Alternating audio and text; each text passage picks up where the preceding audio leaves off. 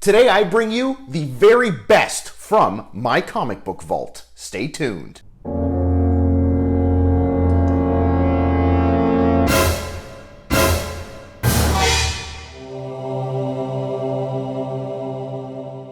Hello Wookiees, Vulcans, Zoras, and Gorons. Dante D here, and welcome to the channel where we talk about comic books and other geek stuff. Once again, if you're new to the channel, welcome, and if you haven't subscribed yet, please consider subscribing before you leave here today.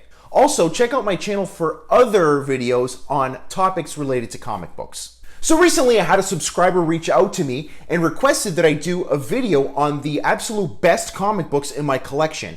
Now, when I first started posting videos on YouTube, I think that was like the first video that I posted, the best of my collection. But since then, my collection has changed quite a bit. So today I've decided to do an updated video on the very best of my comic book collection. So these books are going to be in no particular order. I'm not going to leave all the best books for last. They're all kind of mishmash. All different types of books are going to appear throughout this video. The books that you're going to see here today are not only the most collectible comics in my collection, but also a few favorites as well. So let's get into this list. Please bear with me. There are quite a few books on here, but I think you'll enjoy them. I hope you enjoy them at least. And here we are with our first book here. This is Batman number 475. This is the first appearance of Renee Montoya. Renee Montoya, who is a character that eventually becomes the Question, I believe. I haven't read this book yet, but I'm actually pretty excited to read it. This is one of my more recent acquisitions. I just love this cover. Very cool cover. Batman number 386, another one of my more recent acquisitions. I'm sure you remember this from the Batman haul video that I did not too long ago. This is the first appearance of Black Mask, another character who is slowly becoming increasingly more popular. I know he made an appearance in the Batman Arkham Origins game. Defenders number 1. In my opinion, one of the best comic book titles coming out of the 1970s. I absolutely love the Defenders. Whenever I see Defenders comics that I don't have, I always pick them up. Defenders is one of those titles where I try to kind of collect as many issues of it as possible. This is, I believe, the first appearance of the Defenders. If it's not their first appearance, it certainly is the first issue in their solo series. X Factor number 1. I'm sure many of you have this book. Not a very expensive book, not super collectible, but I absolutely love this book. I think the X Factor stories are great, and I'm really happy to have this in my collection. This is, in my opinion, one of the great comic book titles coming out of the 1980s. Iron Fist number 1. This is not the first appearance of Iron Fist, but it is the first issue in his solo series. This is just a really cool cover. I really like the use of color here, and it's just an awesome cover with Iron Fist and Iron Man. Werewolf by Night number 1. Another one of my favorite comic books coming out of the 1970s. Of course, this is kind of one of those Marvel horror books. I feel once the comics code was relaxed a bit, Marvel just got this like burst of creativity and started releasing some really neat titles. This was one of them. I absolutely love this book, and I'm so happy to have it in my collection. Suicide Squad number 1. This is, in my opinion, one of the most underrated books coming out of the 1980s. It's actually a really great title. Very creative. I thought the idea for the Suicide Squad was very original, and the stories coming out of this series were just absolutely awesome. I love this title here. Even with the movie that came out, I still don't feel like this book gets enough love and attention. It's just really awesome. If anything, I feel that the New 52 Suicide Squad got more attention when the movie came out, because Harley Quinn is in the New 52 Suicide Squad. Harley Quinn is not in this Suicide Squad series. This is actually even before Harley Quinn even made her debut. Like, this is a 1980s book, and I think Harley Quinn did not hit the comic book scene until the 1990s. X-Men Annual number 14. This is a very well-known book. It's known for being the first cameo appearance of Gambit. I have to say, I'm not a huge fan of this story, but it is kind of a cool book because it has the first cameo of Gambit. Detective Comics number 880. This is the second last issue of Detective Comics, but that's not what what makes this book significant. Actually, there's nothing too significant about this book other than the fact that it has an absolutely stunning cover. That's why I decided to include this book in this list. I just love this cover. It's done by Jock. And I just think that this cover in a few years will be considered a classic cover. Classic next to the likes of art by maybe like say Neil Adams or something like that. This is just a great cover. If this does not get considered to be a collectible comic because of its cover, I think people are going to be out of their minds. And the story on top of that is also great. This is when Scott Snyder was doing Detective Comics. So if you haven't read this yet, you are missing out. Web of Spider-Man #1. This is a Spider-Man #1. I always say to people, if you can't afford Amazing Spider-Man #1 or even Spectacular Spider-Man #1, get Web of Spider-Man #1. This is not too crazy of an expensive book, and it has a pretty well-known story. This is the comic where Peter Parker goes into the tower and into the church tower, and the bell starts ringing, and Venom gets frightened by the sound, or gets agitated by the sound of the bell, and leaves Peter Parker. Batman #251. This is another one of my all-time favorite books. I just absolutely love this cover. What makes this book significant is the fact that it is a classic Neil Adams cover. And what a cover it is. It is just absolutely wonderful. I love the story in this comic book, and I love the art. Neil Adams is a master. This is Detective Comics #608. You've seen this in my videos before. I believe it made an appearance in my super affordable comics video. This is the first appearance of Anarchy, who's an awesome character. I absolutely love the character of Anarchy. I think he's really underrated. But this book here is super cheap. I don't know what the going rate is for this book right now. I don't imagine that it's that much more expensive than when I bought it. I actually found this book in a bargain bin, and I got it for 50 cents. So when I found out it was the first appearance of Anarchy, I was very happy. I don't care if it's not that collectible. I'm just really happy to have the first appearance of one of my favorite Batman villains. This is the Incredible Hulk #102. This is technically considered a #1. What happened was the Incredible Hulk ran for 6 issues when he first debuted. Then they canceled the Incredible Hulk series. Incredible Hulk ended up joining, I believe it was the Submariner in Tales to Astonish, I think. And then he ran in Tales to Astonish for a really long time, right before they reverted back to the original numbering for Incredible Hulk, which was 102. So this is technically a #1. They just kind of reverted back to the original numbering. And I guess the significance of this book here is it is the first Hulk in his ongoing series. This is X-Men #4. This is, of course, the beloved Jim Lee X-Men from the early 1990s. This particular book here is the first appearance of Omega Red. The Further Adventures of Indiana Jones #1. Nothing too significant here. The only reason why I included this book in the list is because it is one of my favorites. I am a huge Indiana Jones fan.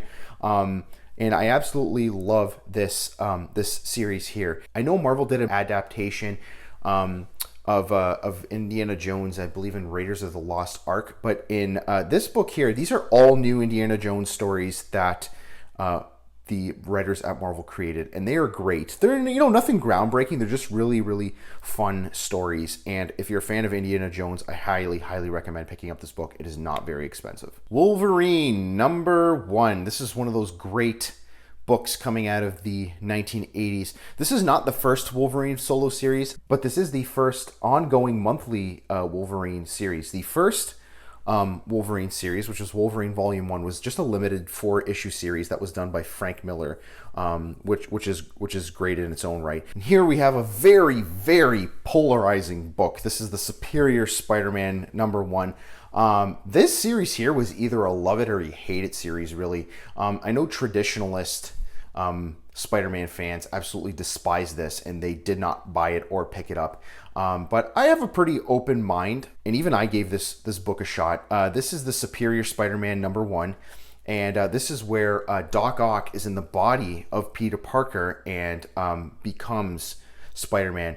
And I hope you guys don't all hate me for saying this, but I actually kind of thought that Doc Ock made a better Spider-Man than Peter Parker. I don't know. What did you guys think? If you've read this, tell me what you think. But this was Regardless which Spider-Man you like better, this series was highly entertaining, and I loved it from the first issue all the way to the last issue. This Spider-Man was like Machiavellian Spider-Man. He was just really, really cool, and I just think that moral ambiguity kind of made Spider-Man a much more interesting character. This is Moon Knight #1. It isn't the first appearance of Moon Knight. Moon Knight made his first appearance, I believe it was in Werewolf 32, Werewolf by Night #32 or something like that.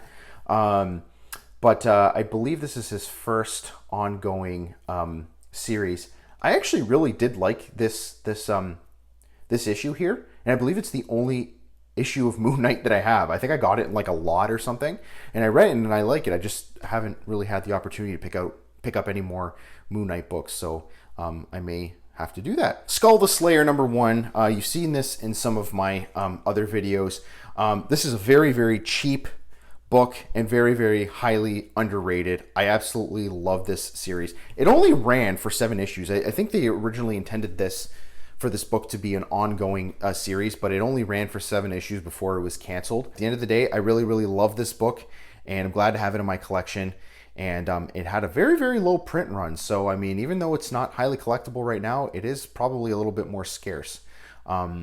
And if you really look, you can find this book rather cheaply. Peter Parker, the Spectacular Spider-Man #1. Great book here, great cover, and I love the Spectacular Spider-Man series. I know I've said this in the past, but I absolutely love Peter Parker, the Spectacular Spider-Man, because these books are usually a lot cheaper than the Amazing Spider-Man. So again, I've said this, I think I said this in my last video, but if you're new to collecting and you want to add Spider-Man books to your collection, Peter Parker's Spectacular Spider-Man is a great way to cheaply add Spider-Man to your collection. Now, there are a lot of affordable Amazing Spider-Man issues, but as a whole, Amazing Spider-Man is generally more expensive than Peter Parker, the Spectacular Spider-Man. This is I believe this is the only Peter Parker Spectacular Spider-Man issue that is a little bit more expensive and a little bit more collectible, and that's just because it is a #1.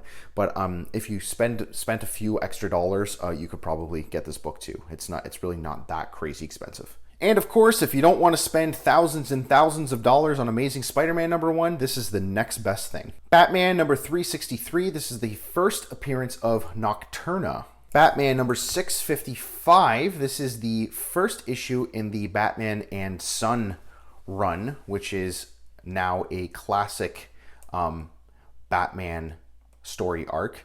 But it is also the first appearance of Damian Wayne. This book about 5 to 7 years ago was largely ignored. I actually bought this book about 7 years ago, and it was like very, very cheap. I think I got it for like $2. Now this has gone up in price substantially, and I really don't have any idea why, because I don't think Damian Wayne has been announced to be in any movies. I don't know, correct me if I'm wrong. Has he been announced to be in any movies? Let me know. Kazar, Lord of the Hidden Jungle #1.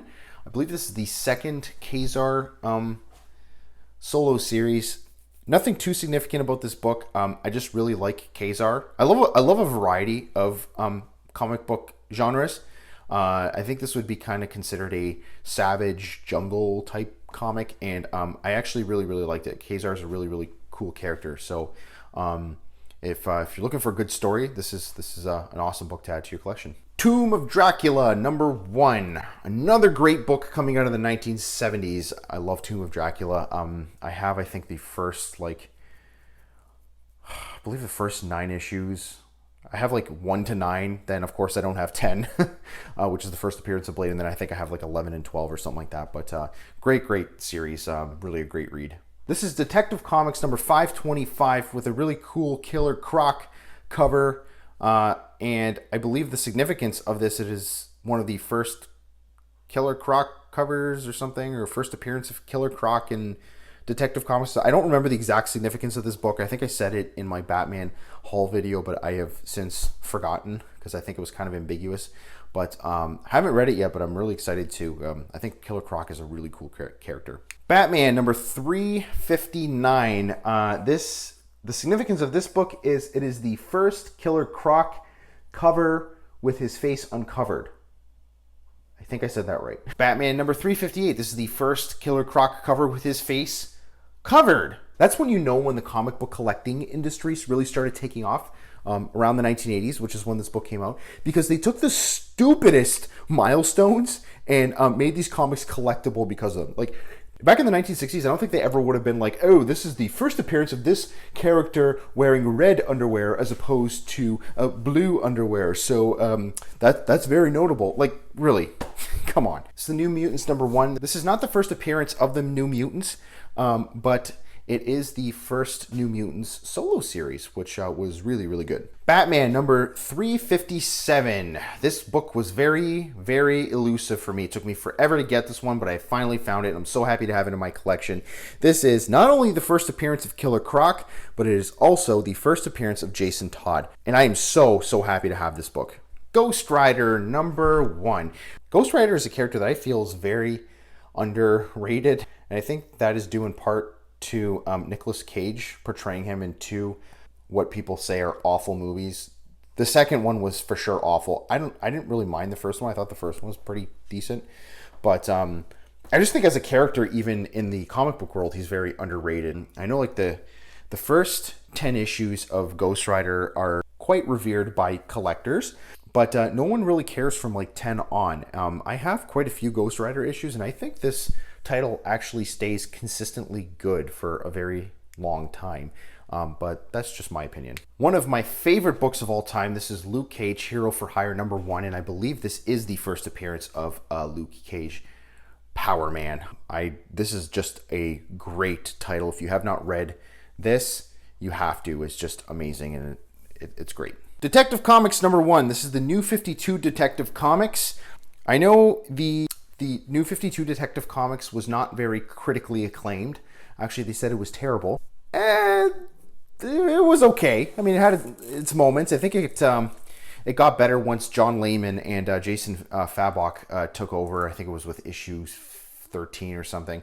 But you can't ignore this one, because this #1 issue here is the issue where the Joker makes an appearance in this issue, and he loses his face. This is the issue where that happens, and his face comes off, and it's like pinned against the wall, and it's a very gruesome image. But this book will always be memorable for that, whether you liked it or not, and it is totally worth it to have this in your collection. And from what I can remember, I don't think this book is too expensive. So if you can pick it up, do so. Batman number 331. This is the first appearance of the Shocker. Batman number 307. This is the first appearance of Lucius Fox, who is a character that is becoming increasingly popular. He's made appearances in the Dark Knight movies with Morgan Freeman portraying him, and he's also now in the Gotham show. I just think he's a really cool character, and I'm really looking forward to see what they do with him in the future. Son of Satan #1. Nothing too crazy significant about this book here. It's just one of those books that I really kind of like, and I've been looking for a while, and I finally found it. I first got introduced to Son of Satan in the Defenders. He actually makes appearances in the Defenders, so I actually ended up liking the character, and I picked up this book. Amazing Spider-Man #136. This is the first appearance of the Harry Osborn Green Goblin. Amazing Spider-Man #135. Really cool cover here, and what's significant about this book is it is the second appearance of the Punisher. Next up, we have one of the Bronze Age Super Keys. This is the Amazing Spider-Man #129, which is, of course, the first appearance of the Punisher. Amazing Spider-Man #90. This is the death of Captain Stacy, which will forever be remembered not only in this comic book, but also in film. This happens in the Andrew Garfield Amazing Spider-Man movie. This is the New 52 Aquaman #1. I included this book because I absolutely love it. I really think the New 52 did a great job of making Aquaman a badass character. You know, in the past, Aquaman was always kind of dismissed as, oh, Aquaman sucks. But this book here, I believe, really made Aquaman relevant again. Shazam #28. This is the first appearance of Black Adam after DC got the rights to Shazam, I think? Or is this just the first appearance of Black Adam in general? I don't know, but I know this is a key issue, and I believe it has to do with a first appearance of Black Adam, who is that guy there. This is Kull the Conqueror #1. Nothing too significant about this book. I don't think it's the first appearance of Kull. Might be his first solo series.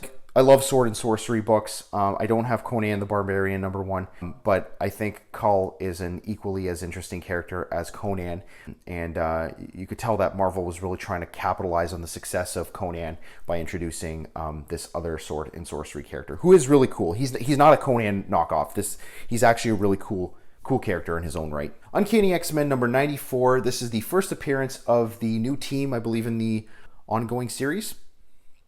Very, very well-known book, and it is great. Nova #1, which is, I believe, the first appearance of Nova and the first issue in Nova's solo series. X-Factor #6. This is the first appearance of Apocalypse. Black Panther #1. Of course, this one had to be on there, especially with all the hype about Black Panther lately. Yeah, this is the first... I believe this is the first Black Panther solo series. Black Panther previously appeared in a title called Jungle Action. He wasn't always in Jungle Action. I think he started appearing in that later on in the series. But once they saw that this character was becoming popular, they gave him his own title, and here it is. This is Black Panther #1. Batman: Vengeance of Bane #1. This is the first appearance of Bane, and this is such a great read. I love this comic book. I was gripped by this story from beginning to end. Unfortunately, I don't have the Vengeance of Bane #2. I've actually been looking for that one, but for now, I am very happy to have this one here. Next up, we have Thing #1. This is a very underrated 1980s comic. Not a very expensive book if you want to add it to your collection. Batman #1 from the New 52. This is another one of my all-time favorite comic books. This also is the first issue in probably my most favorite Batman run of all time, and that is the Court of Owls run. Also, I believe the first appearance of the Court of Owls, and maybe the Talon, I can't remember exactly, or the Talon may appear in the next one. Hulk King Size Special #1, one of my all-time favorite covers. This is a Jim Steranko cover. It is collectible mostly due to the fact that it features a classic Steranko cover. Batman 457, and this, according to the Overstreet Comic Book Price Guide, is the issue in which Tim Drake officially becomes Robin and dons the Robin costume. Batman 442, this is the first appearance of Tim Drake in a Robin costume. Now, I know in the 457 I said that was the first appearance of Tim Drake as Robin in the Robin costume. In the 457, he actually appears within the story as Robin. In this issue here, if my memory serves me correctly, Tim Drake does not actually appear within the story as Robin. He just appears on the cover as Robin. So that is why they consider this the first appearance of Tim Drake in a Robin costume, and Batman 457 the first official appearance of Tim Drake as Robin. Batman #404. This is the first issue in the Batman Year One, the famous Batman Year One run by Frank Miller. Amazing Spider-Man #361. This is the first appearance of Carnage. Amazing Spider-Man #301. This is a collectible comic, and the reason why it is collectible is because it is considered to be a classic Todd McFarlane cover. Amazing Spider-Man #299. This is the first cameo appearance of Venom. Amazing Spider-Man #210. This is the first appearance of Madam Web. Amazing Spider-Man #121. Probably one of the most famous Amazing Spider-Man issues. This is the issue in which Gwen Stacy dies. This issue was arguably and largely considered to be the end of the Silver Age, and I do say arguable. A lot of people say that this book was published way too late for it to be the end of the Silver Age, but just based on what happens here, this would be a nice kind of turning point from the Silver Age to the Bronze Age in that shift to slightly darker stories. Amazing Spider-Man #122. This is the Death of the Green Goblin issue, and it is in the this is an issue in the famous Death of Gwen Stacy run. Amazing Spider-Man #51. This is the second appearance of the Kingpin. This is another book that has appeared in a few of my videos. This is the Amazing Spider-Man #96. This is that famous Amazing Spider-Man drug issue that was very controversial, in which they didn't print The Amazing Spider-Man with the Comics Code Authority seal of approval. There's a whole backstory to it. It's in my other videos. Amazing Spider-Man number 101. This is the first appearance of Morbius, the vampire. Amazing Spider-Man number 102. This is the second appearance of Morbius, and it also tells his backstory. Amazing Spider-Man number 50. This is the first appearance of the Kingpin. And please excuse the top portion of this comic that is missing. I did not do that, but I can picture somebody back in 1960, whatever, when this book came out, just kind of seeing their kid's comic book on the coffee table and just kind of ripping this piece off to spit out their gum or something. Like it, I just cringe. But I'm not a huge stickler on condition. Other than that flaw there, the book is complete. There are no cutouts, nothing like that. And I got this book stupid cheap. So I was really excited. This is Amazing Adventures number 11. This is the first appearance of the furry beast. For those of you that don't know, Beast, the beast that we all know and love today, was not always furry. He was at one point just an average looking guy like you and I, and then after a science experiment went a little wrong, he ended up looking like this. This book I find is kind of underrated. It is still a pretty collectible book, but it's not as, I don't think it gets as much respect from collectors as it should. Ms. Marvel number 16. This is the first cameo appearance of Mystique.